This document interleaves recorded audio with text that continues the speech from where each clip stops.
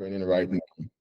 And before we start, we have a good news. We recently got a partnership with one of the biggest, I would say not the biggest, marketing courses around.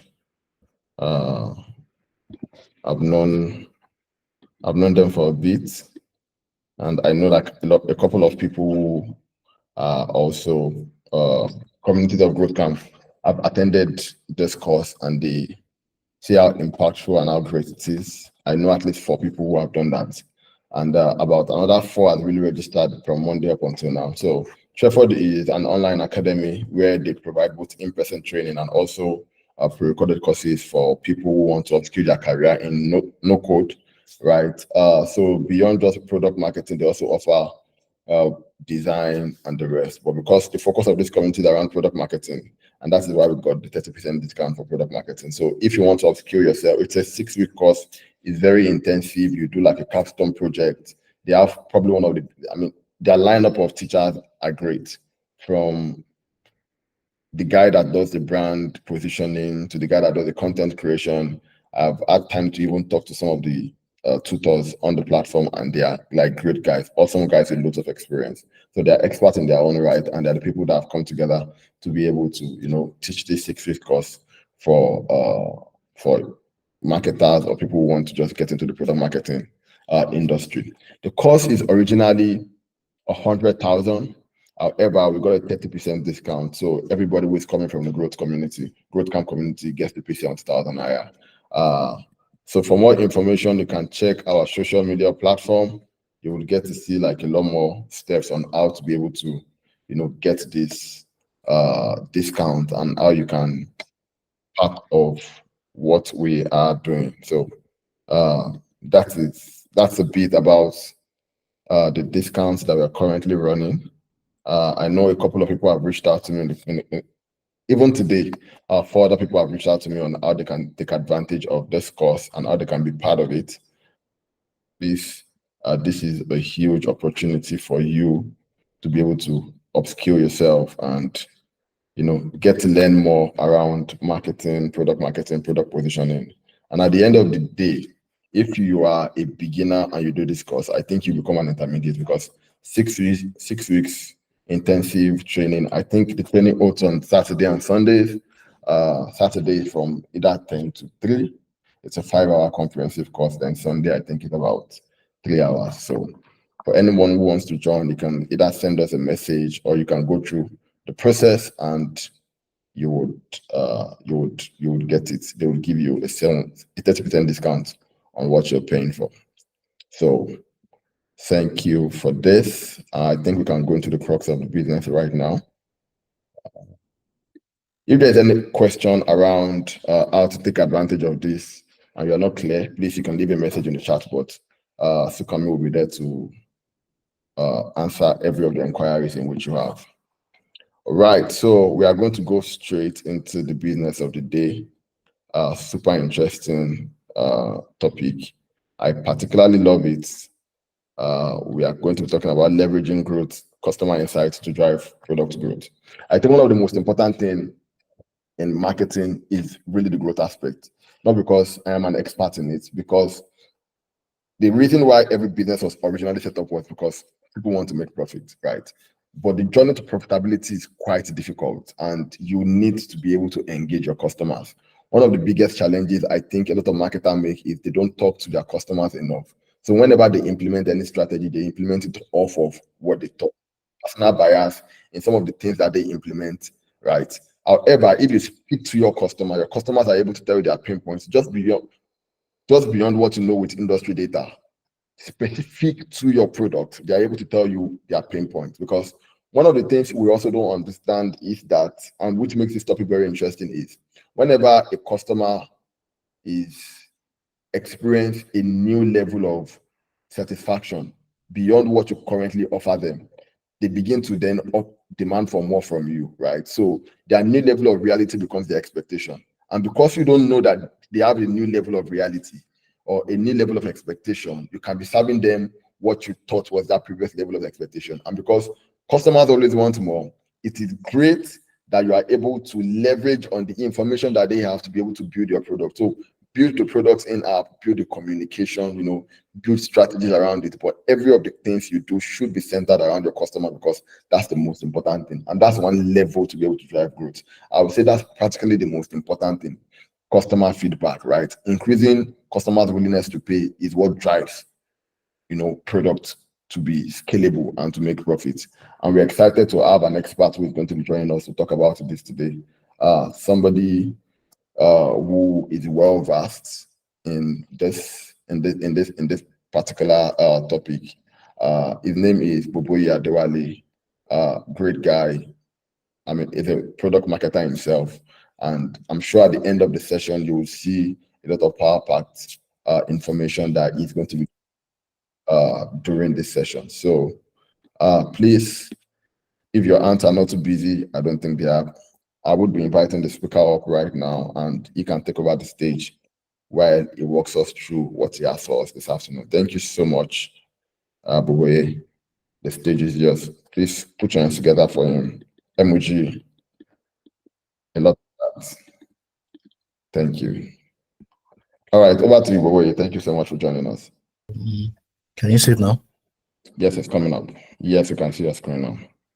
Okay. Oh, okay, good. Yeah. Good evening, everyone. So it's quite. I guess it's 6:14 in Nigeria, right? If I'm correct. Yes, it is. Okay. Yeah. Cool. Yeah. Welcome everyone to this section. It's nice meeting everybody, and it's nice. So I hope we have an amazing session. So what are we basically talking about is how to leveraging customer insight to drive product growth. Maybe basically on Twitter, marketing Twitter, or on a lot of social media network, you tend to hear, I'm a growth marketer, I'm a product marketer, digital marketer, maybe any kind of life cycle marketer, any kind of fancy marketing in which maybe probably tied to which your organization or any organization tries to gives you. The end goal of everything is to drive growth. If you don't drive growth, if your company is not making profits, then there's nothing, regardless of your the title which you give yourself, it's not really making sense, and maybe there's no reports which you have to give at the end of the day for why you're not making growth. And I think one of the biggest thing is everybody in a company. I think everybody in the company, wherever you work, should be like a customer representative. Should be maybe work in customer support, even the CEO, to know what the customer thinks about your product, basically. We have to ask ourselves, who is a customer? Maybe, for example, I as a person, maybe I love to drive a Mercedes-Benz, for example. And if I have not put down my money to buy a Mercedes-Benz, I'm not a customer. I just like it from afar. Let me say, if 100 people are in a place and they all want to I love Mercedes-Benz, you can watch Mercedes-Benz on YouTube, you can say a lot about every part of Mercedes-Benz, you can talk about the features. If you have not really put down your money to buy, you're not a customer. Yeah, maybe a potential customer, yes. So that means probably there are reasons why you don't buy. Maybe it's the price. That means you're not basically the target audience, or you are not part of the target audience, yeah, the size which they actually need. So the customer is an individual, maybe, or organization that purchases goods or services from business. And customers are very vital to business, and they need and preference drive demand. So it's what the customer wants is the major thing. I can't just wake up one day and say I want to just today. Maybe personally as a person, I love a product, or I love wearing a particular pair of wristwatch, and I just start selling it without anybody in my area trying to buy it. Maybe in the next couple of 1 or 2 months, probably I'm going to shut down the business because there's no demand for it. There's no customer. There's no customer base. So then we have to look at where we look next is what are the type of customers which we have, or what are the kind of customers which probably we can get in. Where you have your new customers, maybe probably someone who's just getting the product for the first time, and the person might be getting the product for different reasons. And also we have loyal customers. So a loyal customer is first a new customer. Then the impression we should give the customers is what will you probably will let you know if a new customer will turn to a loyal customer. Then we have customers that buy on impulse. Maybe you are running Black Friday or something, or maybe probably let me say maybe for example between Coca-Cola and Pepsi, for example, maybe you are thirsty and you go to a supermarket. Maybe you are used to drink Coca-Cola, and yeah, but the only availability, the only thing you have available at that point in time is a Pepsi. Then you get the Pepsi, so you are just getting it on impulse. And also, we also have some kind of customers which are unsatisfied customers. Regardless of how good your customer service, regardless of how good the user experience you offer, there will always be customers that will always be unsatisfied. And the truth is, they are sometimes the most important customers, because when you know why they are unsatisfied, you tend to be able to get insight and look at ways in which you can improve your products or your services, basically. So yeah, then the next one we want to talk about data and insights. I think sometimes it's important for us to make a clear division between this, because people sometimes use it interchangeably. Data is not insight and insight is not data. But we have to realize that data is the root of any insight. Data is the root of any insight. Data is just a raw fact. It's something, you know, it's a raw fact. Let me give you, for example, maybe at the end of the day, maybe a complaint at the end of the day, okay, for example, or let me use an hypothetical complaint. Let me say like, for example, Cowrie Rice, or let me say Piggy Vest.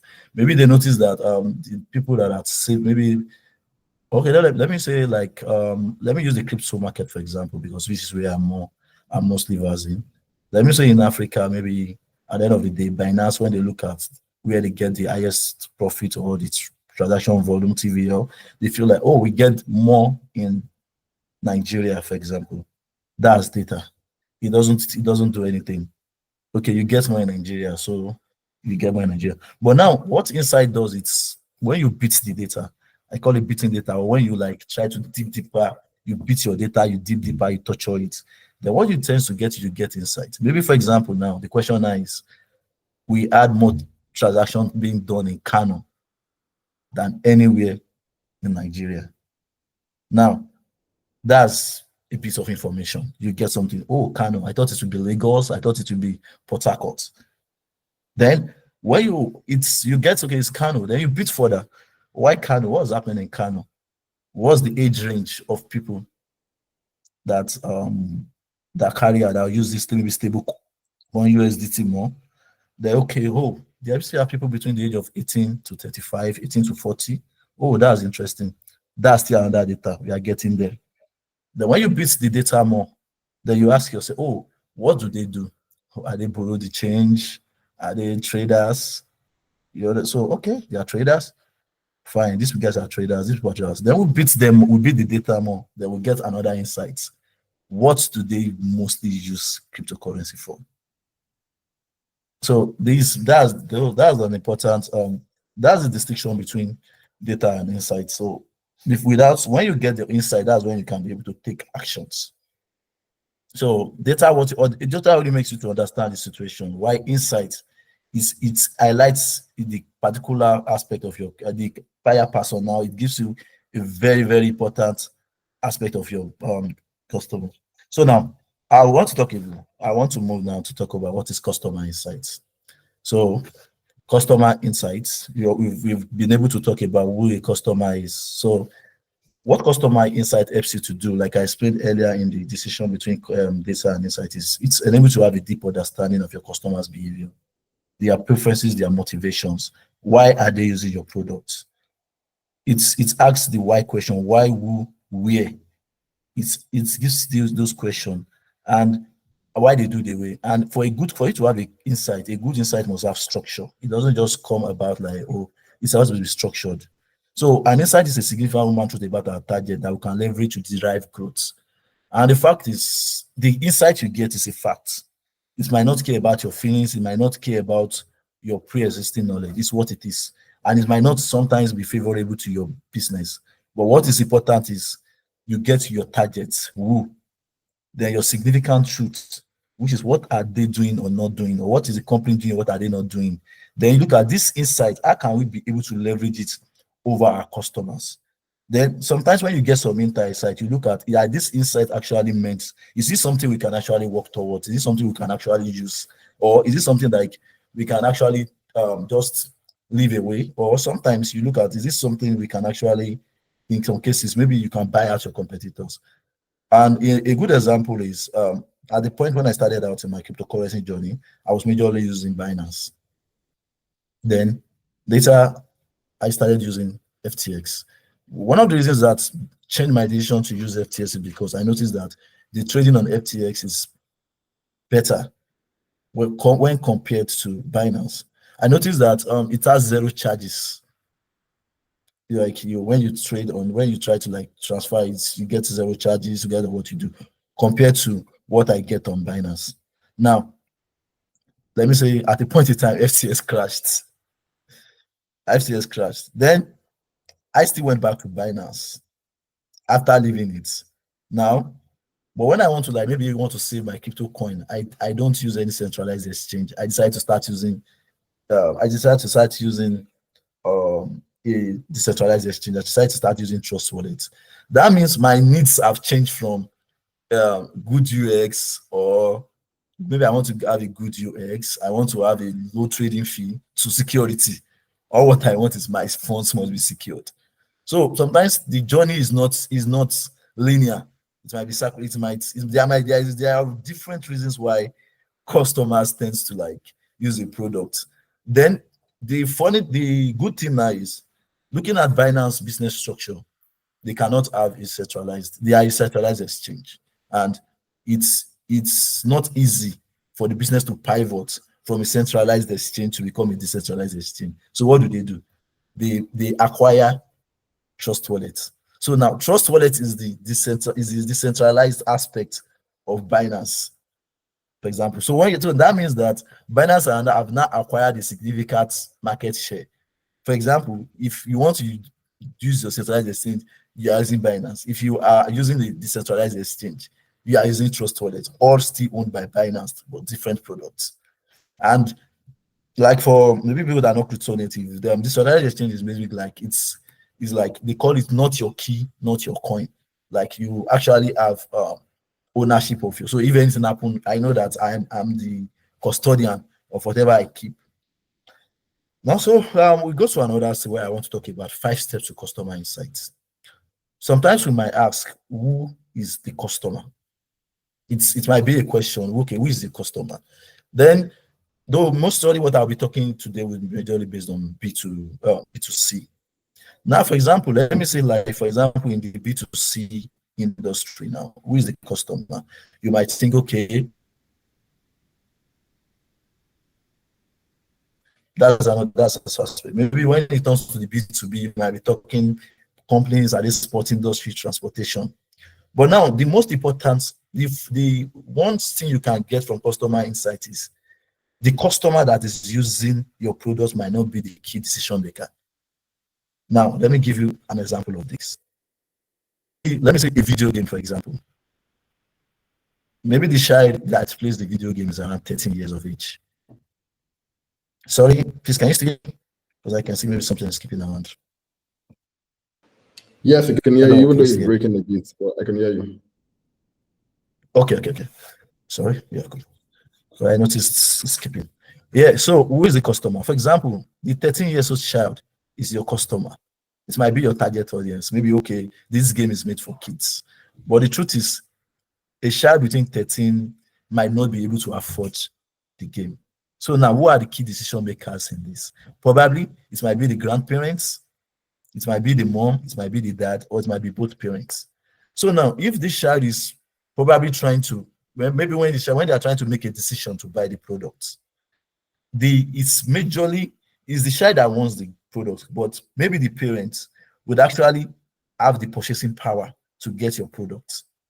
So this is how I would like. So it's important to know, like, who are these decision makers, who are making the decision. Maybe for example, again, let's use like Netflix for example. I have a friend who has kids and he doesn't watch movies. but he always subscribe on Netflix.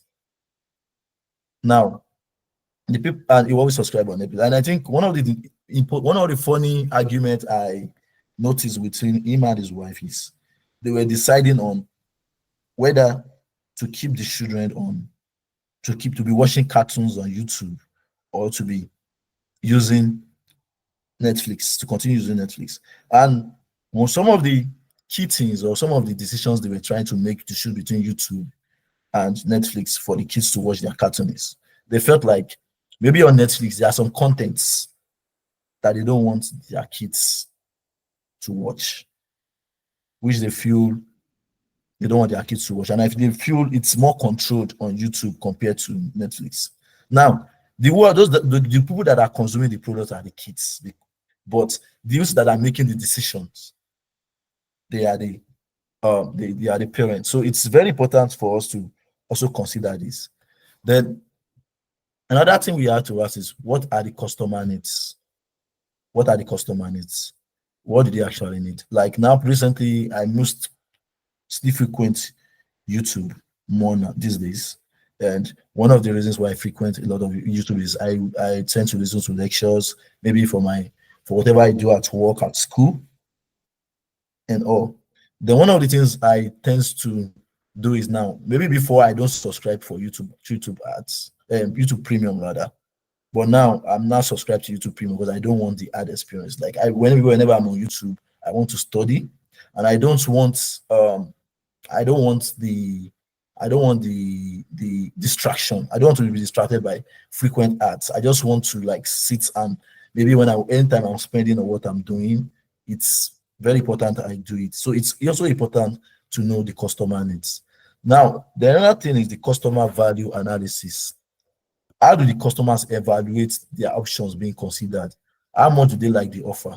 And on this, I think maybe most of us we travel a lot, or then maybe you visit hotels. Then there are always segments in hotels. Then you ask yourself, then they tell you this room is 30,000 naira, this room is 40,000, this room is 20,000 naira. Then apart from your cost, you tend to look at what are the added benefit advantage of if you go for a higher room.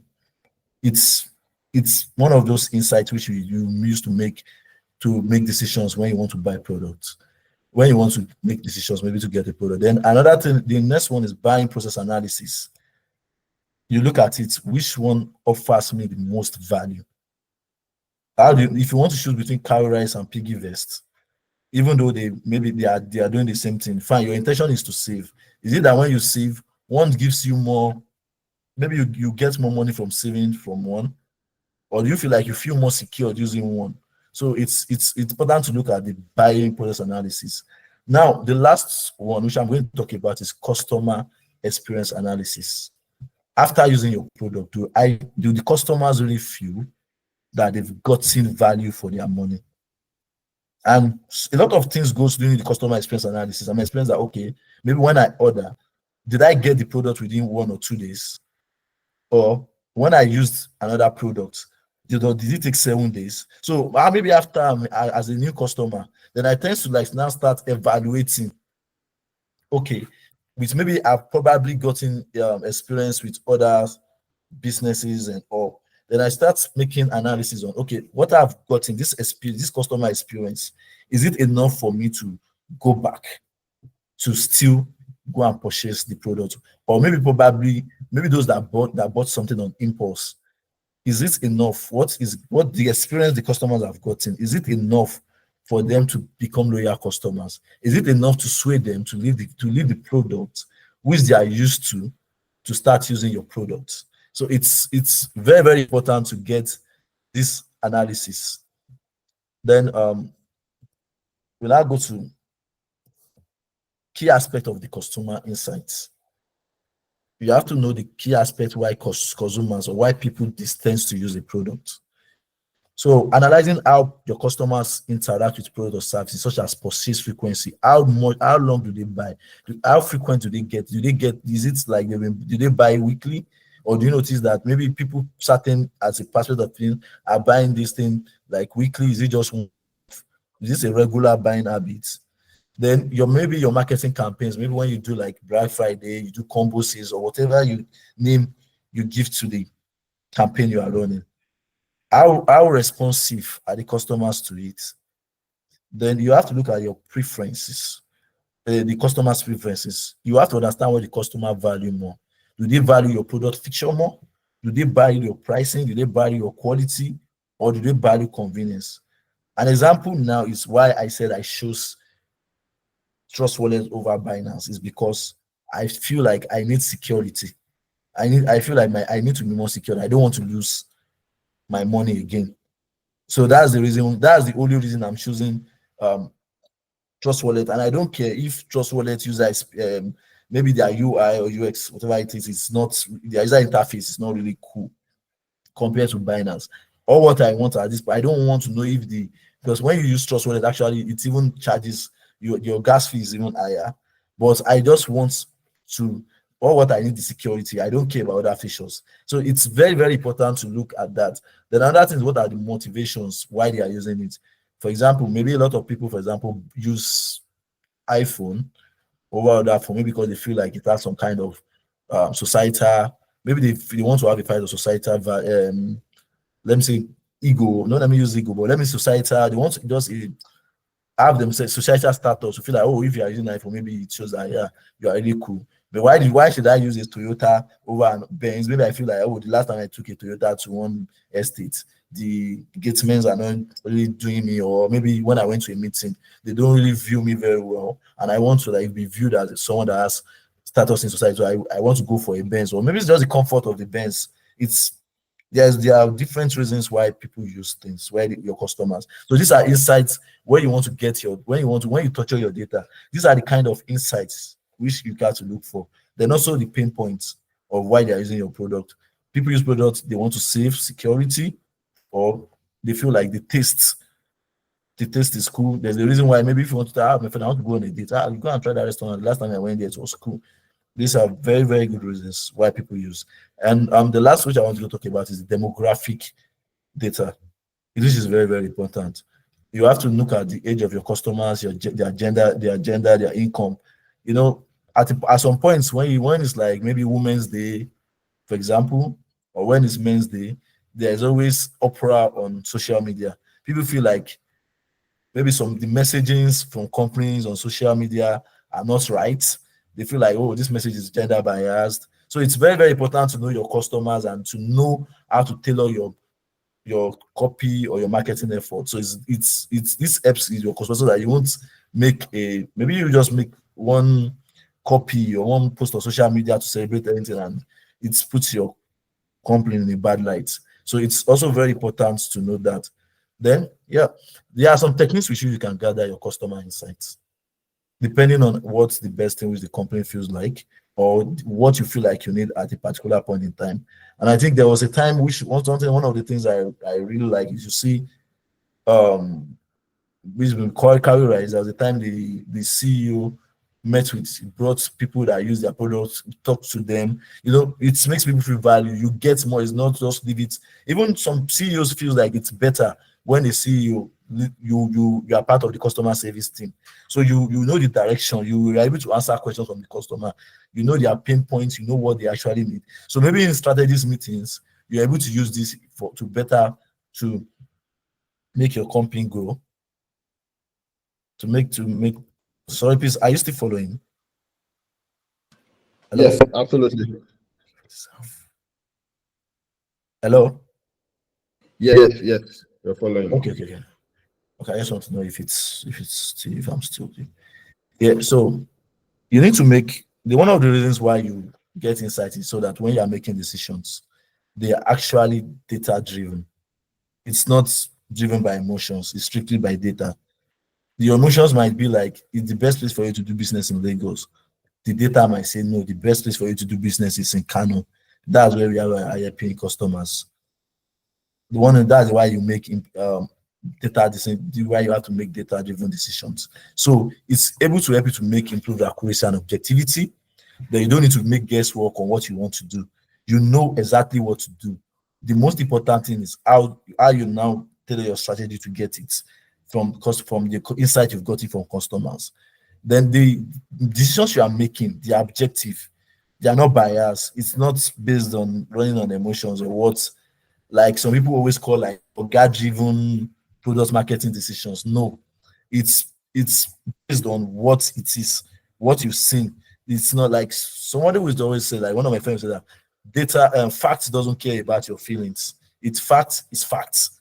So when you now see the fact, even as a marketing person, when you get to the stakeholders meeting and you're able to like, okay, this is the insight you have got it for customers. These are the facts, these are the figures, this is what it is. Now, when you now push your points in the meeting, and probably if it's not accepted, and if everything goes a while later, you will be able to say, okay, this person already said that. This is, and I think anybody that wants a growth for a company would always leverage insights. There's no way you want to be like, no, I don't want to talk about it. And it gives you competitive advantage. One of the things it does is sometimes you're able to look at, oh, should we really compete? Do we even want to compete? Do we have the resources to compete? Or we should just leave this market and go to another place? I think one of the industry I see majorly that really cater when maybe use this much is the FCMG, that's fast moving FMCG, yeah, FMCG. They you see when you maybe when you want to buy picnic, you have the one in tin, you have the one in like in carton or something, you have some in sachets. Like it caters for every cadre of the society. It doesn't leave any member of the society behind. And Netflix too. Maybe when you want to subscribe on Netflix, you are able to tailor like based on what you want to the experience you want. You pay for what it feels like. It's actually based on it caters for every task bracket. It caters for every class bracket. And after you've gotten your data, now you have to look at considering change as a process. If you want to change something in your marketing, maybe in your marketing with the insight you've gotten, it is very important for you to consider change as is very important, because when you want to maybe you'll get your SWOT analysis, your strength, weakness, what is and threat, it's very important for you to consider change. And what are the ways you recognize the need for change and starting the change process? For example, you know that okay, this is why you are not competing favorably in the market. This is why you cannot compete. You've recognized it. It enables you to know what your customers actually want. I once worked with the crypto wallets, ear gap. Then it's from the community. A lot of people were now talking about, oh, please, there's a lot of robbery going on with crypto people. I think in Thailand or in one of these South Asian countries now. Then they said they wanted a way in which when you log in into the wallets, when you press a particular code, it takes you to a clone account that is not the real account, so that it doesn't give the exact figure of what they are having. So that in case if so, they can just send any clone, so it reduces the risk in which they are faced. And now the question is, when that thing was seen, now okay, cool, you really want this thing. I think in the meeting when they spoke with the devs, oh, they have other things they want to do. There are other pending changes, and they feel like if they delve into that now, it might take their go.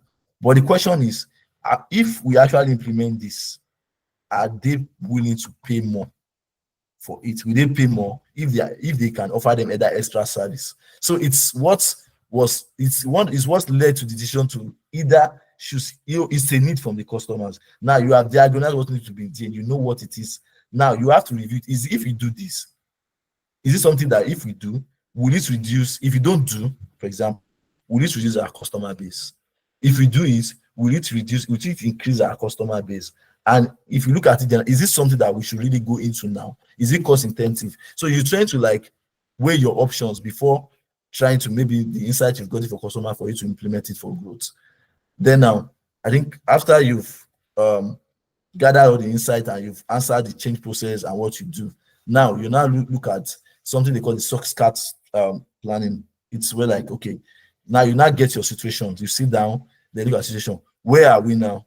Are we in point A? Are we in point B? Are we in point C? Then when you now go, okay, this is where we are. This is what insight we've gathered over this thing. This is where it's put us. This is where we know we are. Now you now look at the company strategy, the objective. Where do we want to be? Do you want to play in the big leagues? Do you want to be known as a medium company, or we just want to be known as a small scale business or a small scale company? Then when you know your objective of what you want to achieve, Now, you from the insight you're getting, how do we get there? How do we get there? Do we need to run more ads? What kind of marketing plan are we to use? Then the task is, how exactly do you get there? You know it, then you get your action. What is our plan? What is you set your plan, your strategy, and how you want to get exactly from the insight which you've gotten from the customers. Then you know what is our plan on how to get there. Then after that, when you now go run alongside with that, then you are now able to get to the final point where you ask yourself, did we get there? That's when maybe that's the reason why companies, maybe I don't, some do their review at the end of the year. Some, like where I work, our review is always a quarterly review. You have a Q1, Q2, Q3, Q4 report. Then at every quarter, you tend to know what you want to do. Where do we get there? What exactly are you doing to get to where you? So you ask yourself, did you get there? Which is a very, very, very, very important question, because the did you get there is what we actually, because when you know did you actually get there, now if you are able to do that, maybe as a marketing personnel, then when you have other things you want to do, then it gives you like, okay, yeah, let us go to this and solve this thing. Maybe when you have another plan you want to implement, can we implement this? Then it's okay, the result of what you did the last time, this is what we got from it, and we feel it's actually cool for the company to, okay, now when you are bringing another plan, it's okay. Then even as a marketer, you'll be able to know, okay, I think after doing this, I did this, I think I deserve a raise, for example, or you think like you should be promoted from where you are to whatever you want to be. Because at the end of everything which you are doing as a marketing personnel, the end goal for any business is for them to make profits. And as a market personnel, you are there to create awareness. Although it's not dependent on you alone, we have the engineering team, product team, sales team, and everybody that works hand in hand. But the major thing is there's a strategy, there's a company's digital strategy, maybe it's a strategy or how strategy which they want, and where you actually fit in, how exactly are you able to how exactly are you able to get to what to help the company achieve their overall goal and objective. So in order not to bore us much, this way I would be ending the webinar. So I think I can now hand over to the guest, to the host rather. Thank you so much. Thank you so much. I've been chatting with Sukomi with a couple of insights that you've shared on this call, which I think is super interesting. I think for me, as much as I know this, it just made a lot of sense when you said that your target audience are not necessarily your customers. And I think one of the biggest mistakes like a lot of marketers make is when they are doing like a target audience profiling, they call it some of them can call it customer profiling, or they call it target audience profiling, and they kind of miss it, right? So the perfect example you gave was like toys for kids, right? Toys for kids. We know the kids are the core target audience, but the customer, the people who have the willingness to be able to pay and the ability to be able to pay are the parents, are the guardians, are probably the schools, right? Are the recreational industries who can afford to pay all of that. And I think that's been very insightful. I think another thing that you said was that data is the root of every insight. I mean, again, that is not new, but the way you're able to put it together, the way you're able to coin it, definitely makes like a lot of sense. So there is no insight without data. However, insight is the thoughtful information that you get from a lot of raw data. You are able to now take action step based on the insights you are able to get, or based on the information you've been able to extract from the data, which is called the insights in this case. And they can be like different layers, right? So you can say the world is the data, Africa is an insight, Abuja is insight in Nigeria, right? African insight, then there is Nigeria, which is under Africa, then there's Abuja, which is under Nigeria. Then you can say, oh, there is Lugbe, just continue to like cut it down, and you begin to get like a microcosms of like data and information that you want to extract from it. Thank you so much. I believe this has been very insightful. If I'm able to get a couple of things out of this, I want to believe a lot more people are also able to get something out of it. So we'll go into the Q&A session right now. We'll take a couple of questions. I'm sure we have a couple of questions. We already have a hand. Stephanie, the floor is open to you, please. You can ask your question.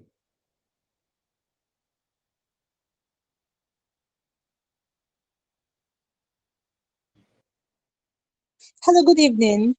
Hi, good evening. Good evening. Okay, so this my question is to Mr. Boboye, the person that presented. I don't know if he's still in the call. Yes, yes, he is. Okay. So I am someone that has like a background in marketing, but in um a different industry, in the fashion industry, and I am pivoting to tech. Like I want to focus more on product marketing. As somebody that's already into it, what do you think like is the best part? Like I already like have an interest in joining the product marketing course at Treford. I think that was where I saw like the link to join this particular class. But apart from taking a certification, like taking a course, what other steps can I like take to really get into that career path, to like pivot into that career path, like and get like a job and stuff like that? Like what like is your best advice, like real world advice? Okay. As regards to what you just asked, now you say you're in the fashion industry and you want to provide, maybe you want to go into the tech industry. First of all, is marketing itself is it's broad. It's not just maybe we have content, we have Yeah. social media marketing, we have media buying. It's really big. So first of all, know what you actually want to do. And if I would advise, I would think you should take the low hanging fruits like content and Okay. social media marketing, for example. They are the low hanging fruits. That maybe after taking suggestion, you can try your hands on. Then when you Mm. don't already have, you have to build a portfolio. That's why I say you should take the low hanging fruit. Like now, it's hard for Okay. you to Okay. just Okay, say, can I say something? Sorry, I already have a portfolio in content marketing because I have been like content marketing since 2018. Like I have an okay, experience, I have experience, I have like the portfolio and everything. So this is like okay, going deeper, basically. okay, okay. Now, cool. Mm. That's actually one of the things. The thing is, you have a portfolio. Then one of the things Yeah. you have to look is, I won't say you should niche down at first, and sometimes it's possible you can niche Mm. down too, because Mm. it's a whole lot of there are a lot of industries. Like you can't say today you're writing about, for example, say you have a portfolio. Your portfolio, what is it on? Okay, it's mostly for fashion. Okay, so if it's in the fashion industry, now basically you already have it. Then one of the things you can do is you target, maybe you Google maybe fashion industries or fashion companies like maybe Sarah or that are around you. Then one of the things that I would advise you volunteer to be an intern. So because nobody just want to put it's the business is about making money. It's not an it's a more of a logical is a more of in business you make logical decisions than emotional decisions. I don't just want to hire anybody because I feel like they need a job. I want to hire someone because I feel like they can do something for the business. So one of the first thing is there are a lot of tools like contact now or a lot of AI tools on YouTube. I'm sorry, on like browser ads on that you can get where you can get the emails of CEOs or any fashion place you company you want to work. Then you cold email them. You don't just say that I want to work for you. No, no, no, no, no, no. Maybe when you study the business, you feel like they need something in this aspect. Maybe you feel like their social media is not really, really great. Then you tell them, I can do so things for you. And I really wish to so. Then you list the pain point you see you notice. Then tell them that this is your portfolio. Like you would love to intend that when and these are ways we wish people can get them. I think when I finished school, then one of the things I did was I cold emailed Adewale. Is now the CEO of Talent QL. Then it was when I wanted to work with him at Tech Point. It was one of the first people I cold emailed, and I think I killed email like two people during that period. Then I got to work with him a bit, but not in line with what's it called? Not with at Tech Point, but he gave me some little project to work on, and from there I got a referral to where I work with, and I'm sorry, the company I work with. And even the first company I actually worked with in the crypto space, I wrote a couple of articles. Then I told them I can actually write for you. Then I think I was started as a committee manager. Then I began to grow. And same thing with where I was now. So it's one of the best ways to cold email people. And maybe niche down. Like you said, you are in the fashion industry, niche down. But at least at the point, as what I would just say about this is, you know, even when you are doing something, passion is there. Then also you want to make the money, which to take care of yourself basically. So you have to know that maybe the niche you are is actually profitable. And sometimes it's always good to target, maybe as if you are not really just coming, or maybe I could just call it emerging technologies. Like when blockchain was just emerging now, I think it's still emerging to some extent. AI now is the new, is what people are saying. So you just target and look at it. So that's just what it is. All right. Thank you so much. Yeah, that's such a beautiful response. I mean, if you want to pivot into tech, the best way to do it is to the best way to learn marketing is to market the product, right? That's the best way. The best way to be a content creator, content marketer is to do something, create content for a product. And I mean, code emailing to be able to get internship placement, or even volunteering for like a free project, right? Garden tech is definitely like a way to go for you to be able to build your career. We also post jobs on the community, right? So if you join the community, we post jobs once a week, so you can see opportunities regarding marketing that are available on the group. So you'll be able to see more of that. Do we have any other question? I think there I is can one in see the group. Alex Ortega here. Alex Ortega, please. All The right. floor is Yeah. yours. Yeah, Mr. Dami. Good evening, everybody. Good Yeah. evening. So thank you so much for the presentation, and thank you for sharing your time and knowledge with us. So what I'm kind of interested in, the part of there's a word you use for it, beating the data, or yeah, flogging the data. I'm kind of Yes. very interested in how do you approach to able to, because I believe that the question you ask will determine the effect or the results you are going to get, the outcome. So do you have any recommendation on how to approach that you ask the right question to direct you properly? Thank you. Okay, thank you for that. So I think what is what I would just say about it is maybe a lot of marketing people that have seen some tend to shy away from numbers. So I think the more you grow, then the more you tend to improve your skill sets. Like I personally now I can do data analysis. I can use Python, I can use SQL. So now the question now is, first of all, like I gave a very typical example. Maybe for example, like when I say touch, I want to give a very let me say practical example now. Let me use the case of South Africa, and sometimes it might not the when you beat the data, it might not be something really, really mystical, something really, really technical that much. For example, now let's use the case of South Africa and Nigeria that happened recently. You notice that maybe some South Africans started ordering boats from Nigeria, from South Africa, then they were ordering in Nigeria. Then Nigerians were ordering from South Africa to now the question now is, now in that situation you notice that there's a surge in an area, and this one is just practical. There's a surge in an area, for example.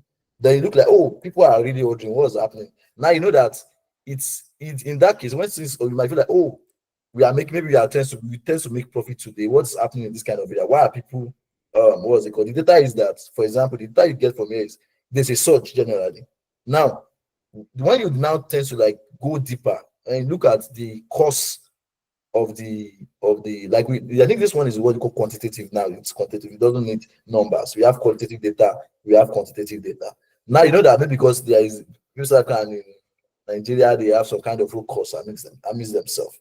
Now you know that. Now the question now is, you notice that maybe probably I don't know if both is intended, or maybe now they can now find out that people ordering, maybe should I say trans country or trans border, I don't know if it's the right word to use now, ordering of rights. Maybe before it's actually something they've never really thought that, okay, it's a good point. For example, I've seen people that maybe they're in a family, they don't have money, and their friends have to order boat for them. Now, maybe before for boats, they see that it's an opportunity. Now they now see that, let's wait. Do we think what happened between Nigeria and South Africa, for example? When we weigh it on a scale, do you think we should still allow this trans border ordering of rights, or we should stop it. So now in making this decision now, you don't really need, it's just like sitting down and looking at, then now you can now look at your numbers. For example, now when you now look at your numbers, trans border ride, how much have you gotten from it? When you look at the numbers, okay, when people are ordering, you look at what are the numbers, how much have they gotten from it? Then you now look at it to what you have presently. Do you then in that case you now make a decision? Do you still think you should continue with it, or you should discontinue it? I don't know if this answers your question.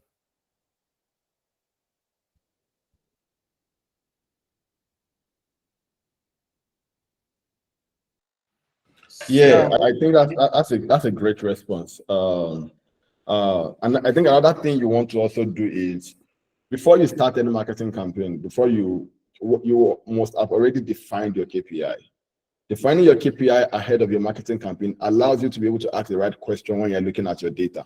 So, and your KPI can frequently change, right? Depending on the company's growth, right? In the early days, for some companies, the acquisition, right? So you are looking at data that helps improve acquisition, right? You're looking at the location where you're getting the users from. You're looking at what their age range is, right? You're looking at people that acquire that are onboarded, what exactly are the activities that they are doing on the platform. And then when you begin to grow and scale, for a couple of other people who are scaling, and revenue is the most important thing, they are looking for revenue, they are looking for KPIs or indices that affect revenue, right? So that allows you to be able to ask the right question. So you can look at the data and you have an insight of what exactly are we looking out for, right? What exactly should we be looking out for? Those are some of the things that would also help you allow to beat the data clearly, right? So that you can get informed, you can make informed decisions from the mirage of data that you have. I think this is the last person we'll be taking. Yeah. Maureen. Sorry, please, before she talks, maybe I can Okay. just give her a typical example. For example, now let me say there's a particular drugs, maybe it's for people within the age of 60 to 60, or let me say 70 or 60 upward. Now, maybe you run a campaign, like let me say like on Google, maybe Facebook ads and all. Now your data is not giving you that people that really buy this, that maybe the people that buy the drugs more are people from the age of 25 to 30, for example, or let me say 25 to like 40. Then the question is, you will have to now ask yourself, are these people within the 25, are they not using it for another purpose? Or probably because maybe people within the 70 are old, they are old, then say they are aged. I think that's the best word, they are aged. Then when they are aged, they might not have the purchasing power to buy that drugs again. So now it's their children that is buying this for them. So when you beat your data, these are the kind of the thing you get. Now, maybe when you now want to run ads, your copies, your creative and everything, you would probably not be targeting people from 70 to 80. Or maybe you will not be using words that for people for 70. You will try to like tweak your campaigns to be a bit cool for people. You can even launch a campaign for children buying for their parents, something like that.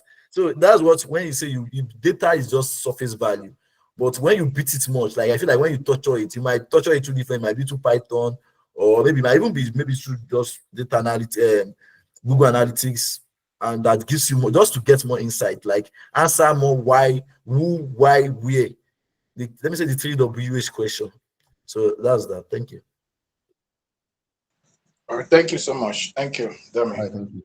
Yeah, the last question, I think, was Maureen. The floor is yours, please. You can ask your question, Maureen. Yes. Hi. Good evening. Good evening. Okay. I wanted to find out, because the speaker was talking about gathering insights, and then he cited some examples. So my question is, how do you handle situations where when you've gathered all this insight, all this data, and then you share it with your product team, and but you get this feeling that maybe you just get the feeling that the product team is holding back, probably because maybe they might be they are attached to maybe the products and what they've built so far, and you're telling them, oh, see, oh, customers are saying this, that about this thing, they don't really understand it. Can we tweak it? Can we change it? And then, but the focus is more on fixing little things instead of addressing the most important part. You know, when you're trying to bandage something instead of treating the wound. Yeah. So in a situation like that, what do you do and how do you handle it? Okay. I think first of all, I feel like any company that really wants to grow must be really able to take feedback. But one of the things I've come to realize is sometimes the company they have other priorities. And another thing is this: maybe maybe the management team are okay. Sometimes they might be okay with where they are in the market, and they feel like they don't think there's a need to. Or sometimes might be maybe they have other projects, but sometimes when you work with the engineering team, they always have priorities of what they want. Maybe at that point in time, that is not the priority. But the question is basically is the question to ask is this the complaints you're trying to give them, does it align with the goal that they want to achieve presently, maybe for the quarter or for the year? It's very important to know that. Then another thing, if it doesn't align, they might not really see a need to take, maybe for example you feel like, okay, let me say, like for example now in Nigeria, for example, many people are complaining now that due to the whole interest FX rate and everything, that the product is too expensive. Now the question is, if the management decides to reduce the price, we didn't make profit at the end of the day. We did not pack up business within. So they might feel like if it's just I don't, so it's basically on what they want at that point in time and what they feel like it's right. So that's just it. Thank you. I absolutely agree. There should be a synergy between the companies. That is why like objective and key results are so important within organizations. There is a overall company objective, right? And anything that any department does must align with the overall company objective. It may be important, but it's not urgent. So the tasks that are urgent are important are the tasks that they want you to work on, right? There are some things that they are not part of the product roadmap. They can also see what you are saying, but right now it does not affect where the company wants to go to. So a typical example is if an organization wants to say we want to get to 100,000 users by the end of the year, right? If you bring in any idea that is outside of that, even though it's important, they might not implement it, right? Because there is an organizational goal that we need to achieve. And if a company is looking at revenue and they are looking at iterating every part of the platform for revenue, and you have an idea that can lead to acquisition, they would say, you know what, guy, this is a brilliant idea, but this is not does not align with what we need to achieve right now. Even though sometimes acquisition, not sometimes, all the time, acquisition does affect revenue. But if you are working lean, you have lean budget, and your idea would require money that is going to increase the burn rate, a lot of this organization will not be able to implement it. So every marketing idea, every developmental idea should always align with the general business idea, so that you can fight it. You have a reason to say, guy, we set out to do this year. This idea, if we implement it, this is how it is going to affect our overall bottom line. This data I'm looking at for, if we're able to take an insight from it and implement this is how it's going to affect the overall business objective. I think that's one of the arguments you can also make. If you feel like it does align, you can just say the company has an objective. Look at this insight. If we're able to like work on this insight and implement an idea around it, it's going to double this number and then affect the overall business objective that we're looking out for. That's a way to also fight, or that's a way to able to present your argument better. You always want to present your argument in such a way that it aligns with the overall business objective. It makes sense that way. That way, nobody can fight you because they see that you are thinking objectively and you are thinking about the company at the same time. All right, guys, we've come to the end of this month's Growth Camp session. Thank you so much for joining.